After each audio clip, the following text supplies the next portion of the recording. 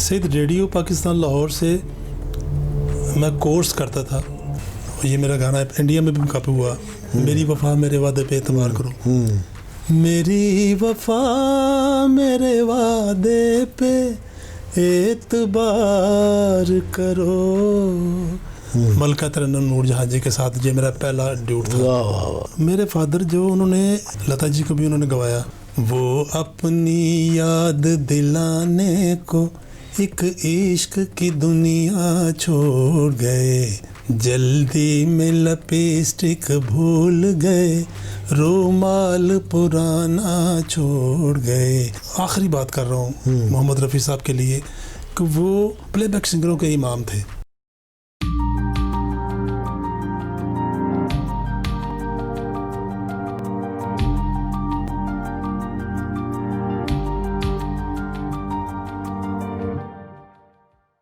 बिस्मिल्लाहिर्रहमानिर्रहीम। तमाम हमद है उस खालिक़ अज़ल के लिए, सुकून झील को देता है जो कमल के लिए। आज हम DS डिजिटल TV के तवस्सुत से ऐसे मेहमान के पास तशरीफ़ फरमा हैं जो अपनी मिसाल आप हैं, इंटरनेशनल फेम उनके पास है, जिसके पास दयानत, मेहनत, इस्तक़लाल और हिम्मत आली हो, उसकी तरक्की यकीनी है। बहुत सी फ़िल्मों में बड़े बड़े मुश्किल गाने भी उन्होंने गाए, क्योंकि उनकी बेस क्लासिकी मौसीकी की है, और जो क्लासिकी मौसीकी का तड़का लगा के आते हैं उनके लिए कोई गाना भी मुश्किल नहीं होता। वो हर गाने को बआसानी गा सकते हैं, ये उनकी स्पेशलिटी है। अल्लाह ताला ने बहुत नाम दिया, बहुत काम किया, और आज भी माशाल्लाह कर रहे हैं। और कहते हैं कि वही है साहिब अमरोज़ जिसने ज़माने के समंदर से निकाला गौहर फ़रदा। आज के हमारे मेहमान मोहतरम जनाब मोहम्मद अनवर रफ़ी साहब। अस्सलाम वालेकुम। वालेकुम सलाम। कैसे हैं आप? ठीक ठाक। मैं आपको देख के बड़ा खुश हो रहा हूँ, इसलिए कि मेरी आपसे बड़ी लंबी दोस्ती है। बिल्कुल बिल्कुल। बचपन में हमने इकट्ठे ही इस फील्ड में कदम रखा, और अल्लाह ताला ने वो दिन भी दिखाया कि जब आपकी पहली AM स्टूडियो में रिकॉर्डिंग हो रही थी। बिल्कुल। और मुझे जिस कदर एक्साइटमेंट थी उसको मैं लफ्ज़ों में बयान नहीं कर सकता। बिल्कुल, मुझे पता है। कहते हैं कि मुखलिस दोस्त जो होता है ना, वही होता है कि दोस्त की तरक्की जब हो रही हो तो उसकी आंखों में आंसू आ जाते हैं। बेशक बेशक। तो मेरी भी वही कैफियत थी, और अल्लाह ने उसके बाद फिर पहला ब्रेक जो आपने लिया और पहला ब्रेक जो दिया, ये सारी बातें हम बाद में करेंगे, लेकिन हम चाहेंगे कि हम बड़ा पीछे चलते हैं, जहाँ से आपने अपने करियर का आगाज़ किया था उसको हम डिस्कस करेंगे। बिल्कुल। कहाँ से आपने शुरू किया ये? सईद रेडियो पाकिस्तान लाहौर से मैं कोर्स करता था। मेहदी हसन साहब, गुलाम बाद साहब, नाहिद अख्तर, ये जितने भी बड़े लोग हैं सारे मेरे सीनियर्स हैं। जी जी। इनके पीछे मैंने कोर्स किया है। वाह। और कोर्स में भी बड़े काफ़ी सारे दोस्त मेरे हैं, वो आज काफ़ी सारे सिंगर्स हैं, वो बिल्कुल प्रॉपर सिंगर हैं। तो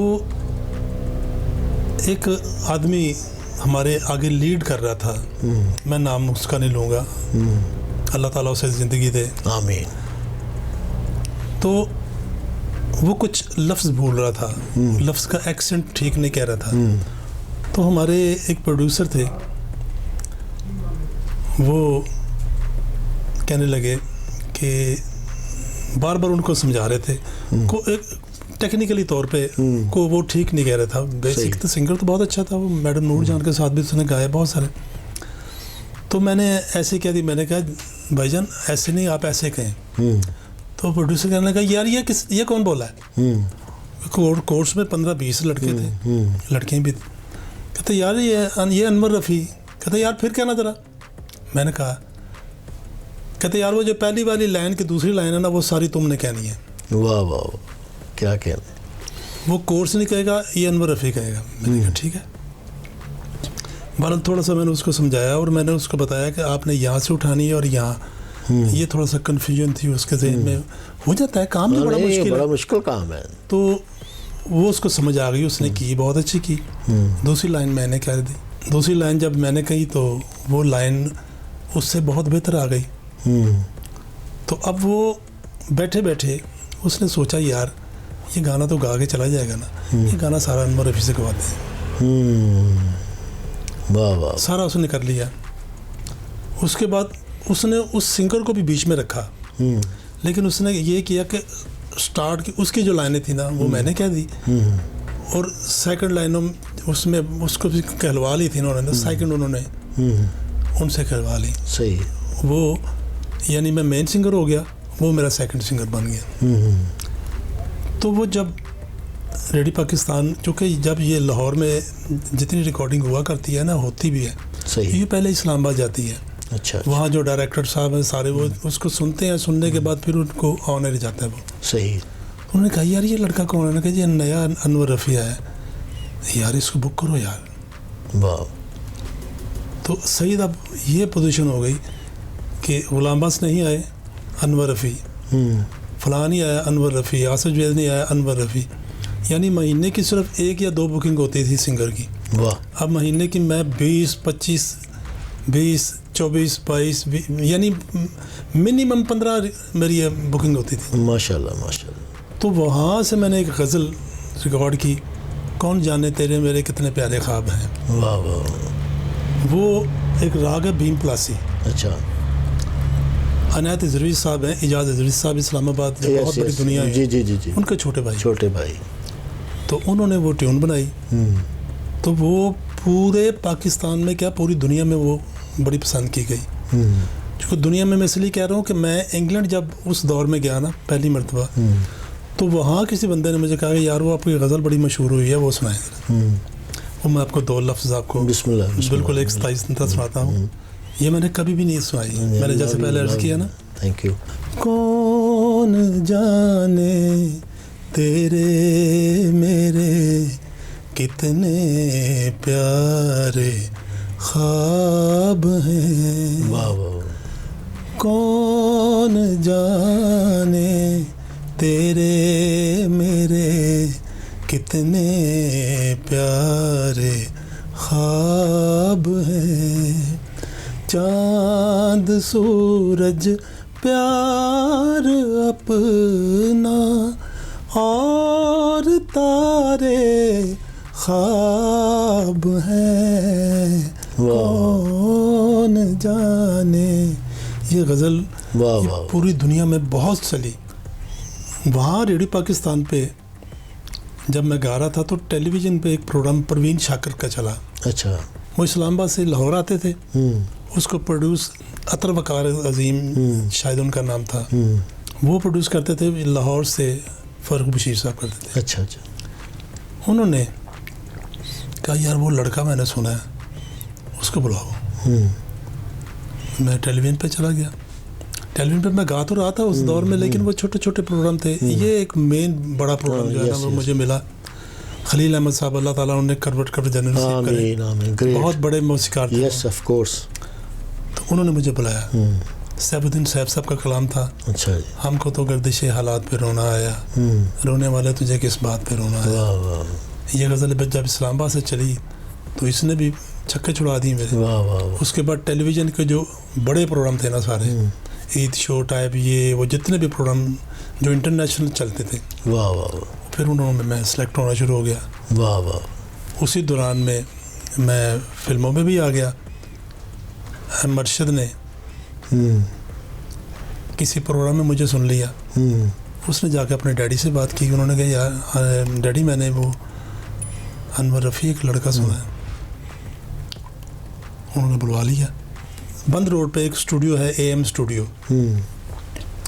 वहाँ मुझे बुलाया गया। मैं चला गया तो डायरेक्टर्स एसोसिएशन की मीटिंग चल रही थी। अच्छा। उसके में दरमियान में एक शख्स हारमोनियम पे बैठे हुए थे, तो वो बातें भी हो रही थी। मैं अस्सलाम वालेकुम, वालेकुम सलाम। तो उन्होंने इशारा किया, मैं बैठ के जाके। वो थे M अशरफ साहब। वाह वाह वाह। मैं बैठा बातें कर रहे, तो शायद वो कुछ मेरे बैठने से डिस्टर्ब हो रहे थे डायरेक्टर कि यार ये लड़का कौन है। उन्होंने कहा ये लड़का कौन है। मुझे M अशरफ साहब कहने लगे, हाँ बेटा सॉरी मैंने भी आपसे नहीं पूछा कि आपका नाम क्या है, कौन? मैं कि जी मैं अनवर। अच्छा, वो मेरे बेटे अरशद ने जो नाम लिया था अनवर। हाँ, तो अगर आप टाइम थोड़ा सा 5 मिनट मुझे देते मैं इसका माइक टेस्ट कर लूँ। मैं उनके साथ हॉल में चला गया, तो मुझे तो कुछ आता नहीं था। मैंने मोहम्मद रफ़ी साहब का आइटम ही गाता था। मोहम्मद रफ़ी साहब का एक आइटम मैंने गाया, म्यूजिशियन ऑलरेडी थे वहाँ। फिल्म 2 दीवाने की बैकग्राउंड हो रहा था, वो भी अहमद शरीफ साहब भी कर रहे थे जी, तो नज़रुल इस्लाम साहब भी वहाँ बैठे हुए थे। ग्रेट।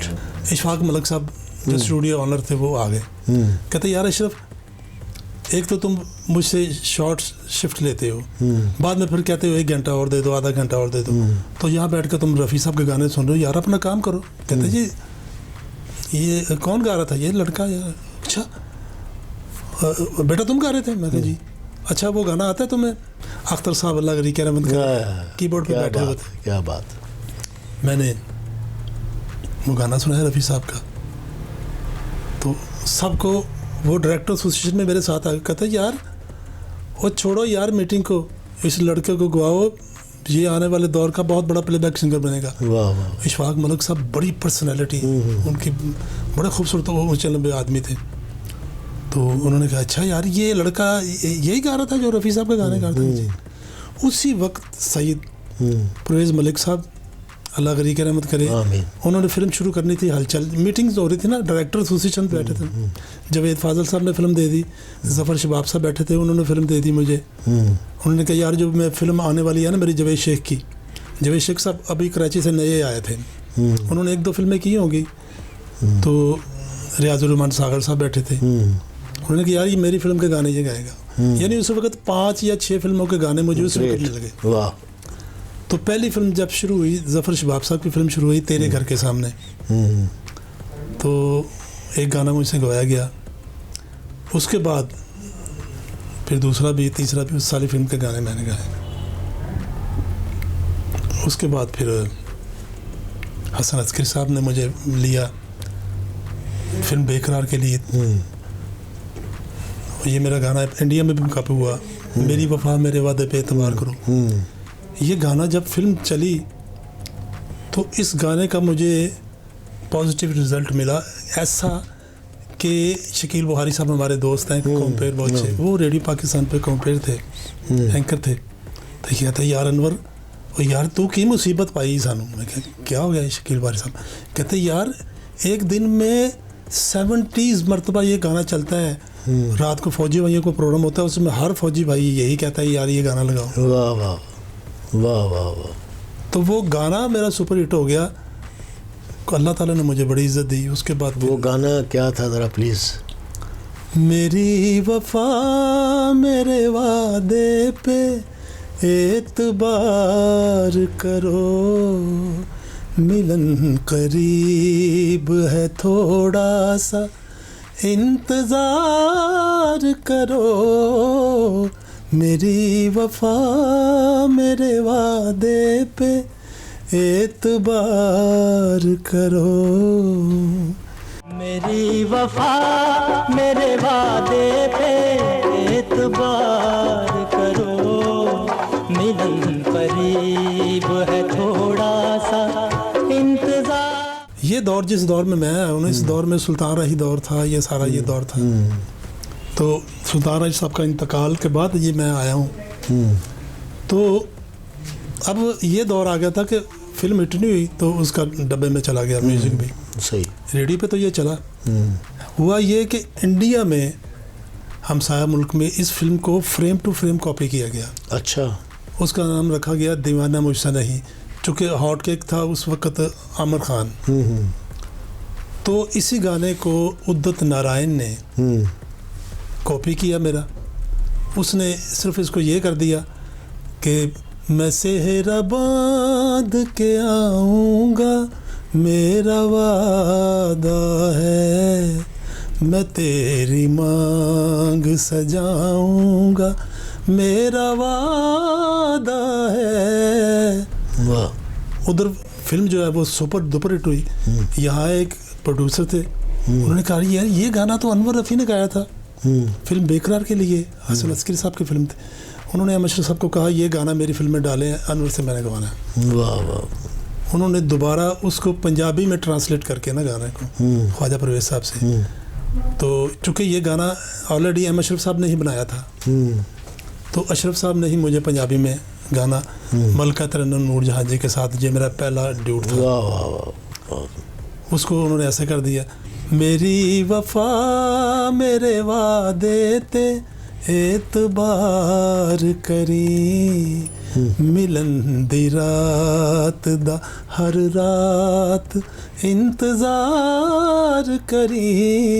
मेरी वफा मेरे वादे थे एतबार करी, जमाना हो जाए दुश्मन तो मैंने प्यार।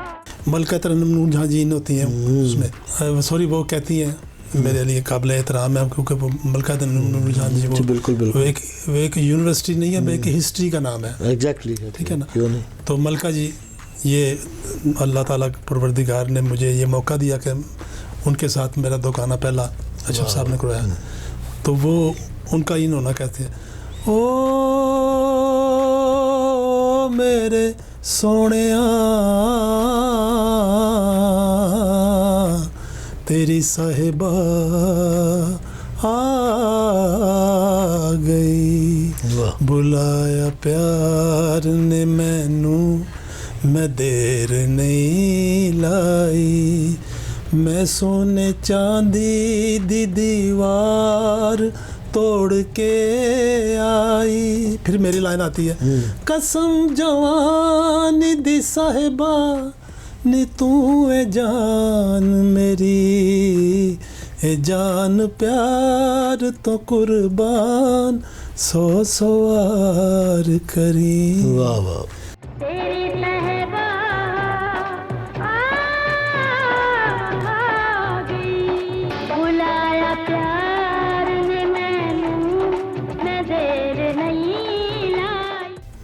अल्लाह ताला ने करम ये कर दिया कि मैं फिल्मों में गाना शुरू हो गया।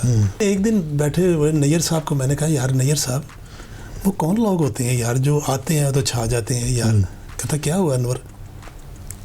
मैंने कहा तकरीबन 100+ मैं फिल्में कर चुका हूँ, अभी तक वो गाना जो स्ट्रीट सॉन्ग होता है ना कि बच्चे बच्चे की ज़ुबान पे होता है, वो अभी तक मुझे यार को समझ नहीं आ रही।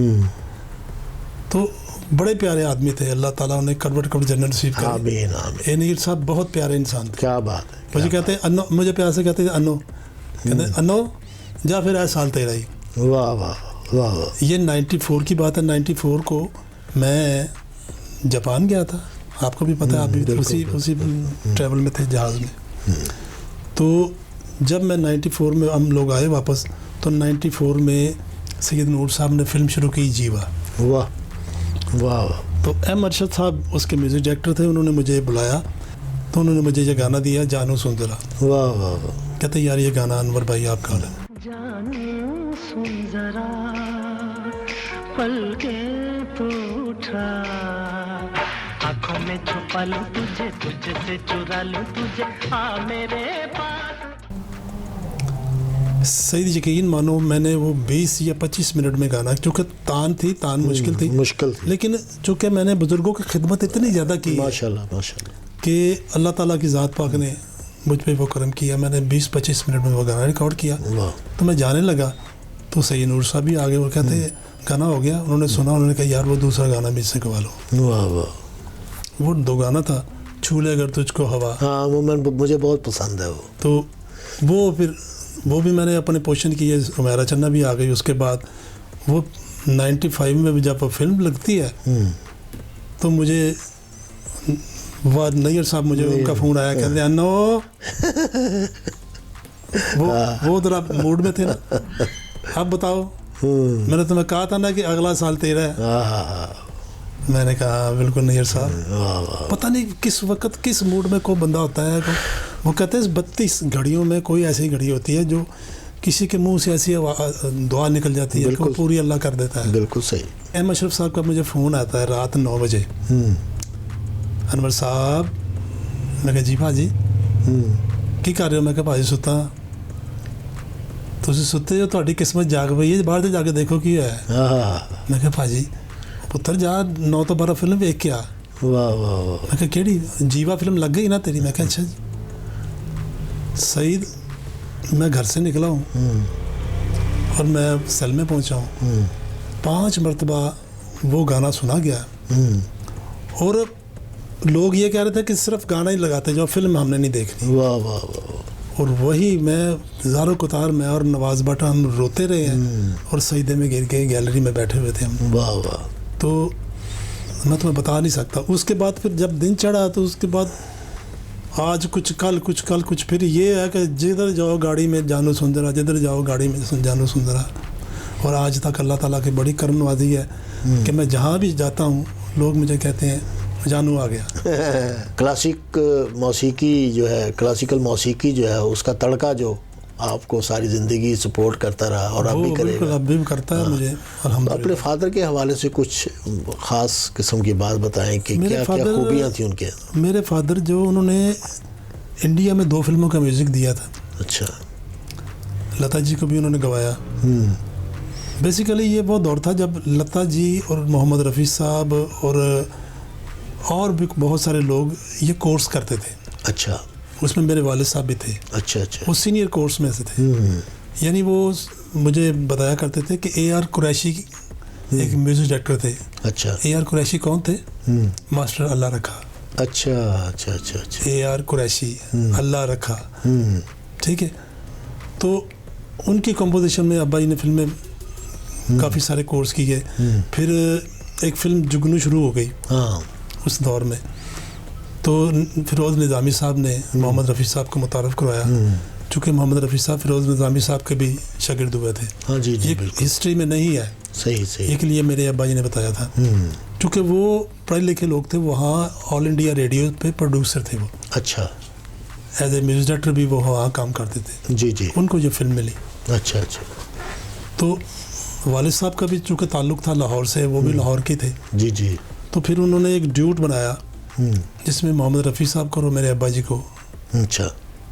ये मैंने पिछले दिनों एक चैनल पे भी मैंने वो पहली मर्तबा वो सुनाया। उसमें वैसे तो मलका तरन्नुम नूरजहां जी के साथ रफ़ी साहब का था ना। जी जी। वो यहाँ बदला वफा का बेवफाई के सिवा क्या है। उसमें वालिद साहब का था, वो रफ़ी साहब का। वो अपनी याद दिलाने को एक इश्क की दुनिया छोड़ गए, जल्दी में लिपस्टिक भूल गए, रुमाल पुराना छोड़ गए। वो अपनी याद दिलाने को, अपनी याद दिलाने को एक इश्क की दुनिया छोड़ गए, जल्दी में लिपस्टिक भूल गए, रुमाल। इसमें रफ़ी साहब और मेरे वालिद साहब और एक खान मस्ताना हुआ करते थे शायद। उनका भी मेरे वालिद साहब ने, क्योंकि सारी बातें जो है ना ये सारी मेरी मुझे चूँकि जुनून था, तुम तो जानते हो जुनून था मुझे बड़ा गाने का। और मैं चूँकि स्कूल ऑफ थॉट मेरा मोहम्मद रफ़ी साहब शुरू से रहे हैं, आज तक भी वही हैं। तो मैं अपने वालिद साहब जब बैठे तो थे ना मूड में, तो उनके मैंने टांगें पकड़ लेनी और उनको दबाते जाना। फिर मैंने अब्बा जी से वो सुनाया, अब्बा जी वो कैसे हुआ। फिर अब्बा जी ने अपनी हिस्ट्री पूरी वो सारा कुछ, ये मुझे सारा पता है। इंडिया में एक भारत बिल्डिंग हुआ करती थी। अच्छा। भारत बिल्डिंग, वो भारत बिल्डिंग सारी आर्टिस्टों की थी। अच्छा। मास्टर अल्लाह रखा सभी उसमें रहते थे। मेरे वालिद साहब एक पोर्शन में, मेरे वालिद साहब रविशंकर भी वो उधर ही रहते थे। उसके टॉप पे मास्टर हिज वाइस की कंपनी थी जहाँ रिकॉर्ड बनते थे, इसीलिए वहाँ सारे आर्टिस्ट आते थे बैठे। सही। और मोहम्मद रफ़ी साहब भी वहाँ आके मेरे वालिद साहब के साथ बैठ के रियाज़ करते थे। अच्छा अच्छा अच्छा। सही। इकट्ठे रियाज़ वगैरह भी ये करते थे। ज़ाहिर है। तो अब अब्बा जी चूँकि सीनियर थे तो वो अब्बा जी को भाईजान कहते थे। फैमिली टर्म्स भी उनके साथ हैं, तुम्हें पता है। मैं एक आखिरी बात कर रहा हूँ मोहम्मद रफ़ी साहब के लिए कि वो प्लेबैक सिंगरों के इमाम थे। बिल्कुल, कोई शक नहीं। ये इमाम जो होता है ना, इमाम, अल्लाह ताला मुझे माफ़ करे, मैं बहुत बड़ा बोल गया हूँ, लेकिन प्लेबैक सिंगर उन जैसा कोई नहीं होता। ना कोई उन जैसा हुआ है, ना कभी होगा कोई। चूँकि ये चंद गिनती पे लोग हैं, मेहदी हसन साहब, मलका तरन्नुम नूरजहान, मोहम्मद रफ़ी और लता जी, ये 4 लोग ऐसे हुए हैं कि जिनका नेमुल बदल है ही नहीं है। सही। तो मेरी खुशबख्ती ये थी कि मैं मोहम्मद रफ़ी साहब को पसंद करता था, तो उनके ट्रिब्यूट जितने भी हुए हैं वो सारे मैंने किए हैं। वाह। यानी हम साहब मुल्क में, दिल्ली में भी मैंने शो किया जाके रफ़ी साहब का, बाहर के मुल्क में भी रफ़ी साहब को जहाँ भी शो होता था लोग मुझे बुलाते थे ज़्यादातर। ये पार्टीशन से पहले की बात है। अच्छा। तो मेरे वालिद साहब इधर आ गए थे। अच्छा। वरना अगर वो उधर होते तो शायद उनका भी, मेरे रफ़ी साहब ने एक ख़त में, जब फिर ख़त किताब रही ना रफ़ी साहब के साथ, मेरे पास आज भी ख़त है, कभी मैं इंशाल्लाह ताला दिखाऊंगा। ऊपर लिखा हुआ था मोहम्मद रफ़ी साहब ने कि भाईजान अगर आप इधर आप रहते ना, तो अगर आप मिसाल के तौर पे सिंगर पॉपुलर ना होते तो एक आप बहुत अच्छे म्यूज़िक डायरेक्टर होते। वाह, वेरी गुड। चूँकि मेरे वालिद साहब शायर भी थे, म्यूज़िक डायरेक्टर भी थे, गवैया भी थे। उनकी बहुत सारी लिखी हुई चीज़ें मैंने परफॉर्म की, टेलीविज़न पे भी की। ऐसे जब तक वो ज़िंदा रहे मुझे वो चीज़ें बना के भी देते रहे, लिख के भी देते रहे। पाकिस्तान में जब वो आए ना, तो उन्होंने एक गाना लिखा था, निसैयो कूंज बिछड़ गई डारो लबदी सजनानो। ये भी मैंने तुम्हें कहा ना कि मैं तुम्हें इंटरव्यू दे रहा हूँ, चूँकि तुम मेरे दोस्त हो, ये किसी को मैंने इंटरव्यू नहीं दिया। सही। उसकी ट्यून अब्बा जी ने बनाई थी। वो फिल्म था, नाम था बाजीगर फिल्म का नाम था। तो रूना लाला ने वो गाना गाया था। अच्छा। निसैयो कूंज बिछड़ गई डारो ते लबदी सजनानू। उसका अंतरा एक थोड़ा और था, सैयो नी मैनू मेहंदी न लाना रे रा रे रा रे रे रे नाना नी रे रे रे रा रे नानी लबदी सजनानू सैयो। ये ट्यून थी। बड़े लोगों की जो चॉइस होती है, उनकी जो पसंद होती है, वो भी बड़ी होती है। मोहम्मद रफ़ी साहब को आपने फॉलो किया, उनकी गायकी तो इसमें कोई शक नहीं है कि प्लेबैक सिंगिंग में वो सबसे पहले, यानी हिंदू पाक में सबसे पहले प्लेबैक सिंगर थे। पहले तो जो हीरो होता था वही गाने गाता था, लेकिन playback singing start Mohammed Rafi साहब ने की थी। ये रफ़ी साहब ने और मलका तरन्नुम नूरजहान ने अदाकार बनाए। बिल्कुल सही। यानी ऐसे दुनिया में अदाकार आए हैं कि जिनको पता नहीं था कि एक्सप्रेशन क्या होता, कि उनके पीछे रफ़ी साहब की आवाज़ आई तो वो प्रोमिनेंट हो गए। हाँ, बिल्कुल सही। अगर उन्होंने पंजाबी गाया तो लगा ये यार ये पंजाबी गा रहा है। सही, बिल्कुल सही। अगर उन्होंने मराठी गाया तो मराठी लग रहा है, पूर्वी गाया तो पूर्वी लग रहा है, उर्दू गाया तो उर्दू लग रहा है, इंग्लिश गाया तो इंग्लिश लग रहा है। सही। तो उनको फॉलो करते करते अल्लाह ताला ने मेरे पे ये करम किया कि मैंने भी यहाँ गाने की हर सिंफ को गाया। बिल्कुल। चूँकि मेरी गुड लक ये थी कि उनको मोहम्मद रफ़ी साहब के साथ मेरे वालिद साहब का जो साथ था ना, तो जो टेक्निक थी ना मेरे वालिद साहब की, कभी आप पुराने गाने सुने मेरे वालिद साहब के तो आपको लगेगा कि मोहम्मद रफ़ी साहब ही गा रहे हैं। वाह वाह वाह। चूँकि वो सीनियर थे, मेरे वालिद साहब बड़े थे, तो उनको वो भाईजान कहते थे। पाजी मैं कर रहे हैं, पाजी या कर रहे हैं। तो अब्बा जी चूँकि उस दौर में बड़े गुलाम अली साहब के हाँ साहब के शागिर्द थे। जब पाकिस्तान आए तो फिर नियाज़ हुसैन शामी साहब को उन्होंने उनके शागिर्दी की इख्तियार की। सही। तो ये बड़े लोग थे, मेरे वालिद साहब थे, उन्होंने फिर सारी टेक्निक मुझे वो बताई। आपने धमाले भी किए हैं, आपने नोहे भी पढ़े हैं, आपने कसीदे भी पढ़े। कितनी तादाद में आपने एल्बम किए हैं धमालों के, कसीदों के? उसमें मैं काफ़ी सारे धमाले भी, मैंने बहुत सारी मेरी सुपर हिट हुई हैं। इस शाम कलंदर के नाम से हीरा कंपनी ने निकाला और मैंने करवाया। मलका तरन्नुम नूरजहान जी के साथ भी ड्यूट उसमें सारे मेरे थे। काबा लीदा ते चुकदे सिकंदर, तरीक़त दा पहला नमाजी कलंदर, ये पहली धमाल। उसके बाद बहुत सारी धमाले फिर नज़ीर अली साहब ने मुझे गवाए, फिर कसीदे भी, फिर मैंने नोहे भी गाए। तो एक धमाल मुर्शद की बारगाह है, वलियों का है ठिकाना, ये लाल है अली का देखो तब सियाना, वो मरने से पहले ये रिकॉर्ड करके मुझे दे गए हैं। उनका ना एक वाक़या मुझे मेंशन करना बहुत ज़रूरी है। वो लोगों की कन्फ्यूजन है कि रंगीला साहब की एक फ़िल्म थी, उसमें वे सब तो सोनिया हाय वे मन मोहनिया, चूँकि टाइटलों पे नाम कमाल अहमद का था, लेकिन एक्चुअल वो गाना जो है ये नज़ीर अली साहब का है। हाँ बिल्कुल बिल्कुल। अनवर साहब, आपसे मिलकर बड़ी खुशी हुई और मुझे इसलिए भी ज़्यादा खुशी हुई कि आप मेरे जिगर जान हैं, आप मेरे अंडरवियर फ्रेंड है और बड़ा अच्छा वक्त गुज़रा। आपकी बड़ी मेहरबानी कि आपने हमें टाइम दिया।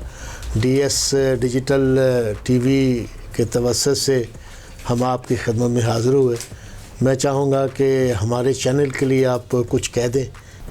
ये आज चैनल पे मैंने जिस चैनल पे इंटरव्यू दिया DS डिजिटल पे, तो ये इंशाल्लाह ताला बड़ा तरक्की करेगा, बड़ा अच्छा चैनल है। मेरी ख्वाहिश है और मेरी रिक्वेस्ट भी है आप लोगों से कि इसको सब्सक्राइब करें, इसको शेयर करें और हो सके तो इसका जो बटन होता है उसको भी दबा दिया करें ताकि ये ज़्यादा से ज़्यादा चले और ज़्यादा से ज़्यादा पॉपुलर हो। ये स्पेशली आर्टिस्टों का चैनल है, बल्कि ये आपका अपना चैनल है। अस्सलाम वालेकुम जनाब, आज हमने अनवर रफ़ी साहब से बहुत सी बातें की। अनवर साहब की हिस्ट्री इतनी लंबी है कि हमें 5-6 प्रोग्राम करने पड़ेंगे, लिहाजा उन्होंने हमें टाइम दिया। उनका भी और आपका भी बहुत शुक्रिया कि आप DS डिजिटल TV को देख रहे हैं और जिस तरह उन्होंने कहा कि इसको सब्सक्राइब करें, लाइक करें, शेयर करें। अल्लाह पाक आप सबको सलामत रखे। ये सिर्फ़ और सिर्फ आपके एंटरटेनमेंट के लिए ये चैनल स्पेशली बनाया हुआ है। तो आज बस इतना ही। इंशाल्लाह ताला नेक्स्ट किसी बड़ी पर्सनैलिटी के साथ फिर आपकी खिदमत में हाज़िर होंगे। अस्सलाम वालेकुम।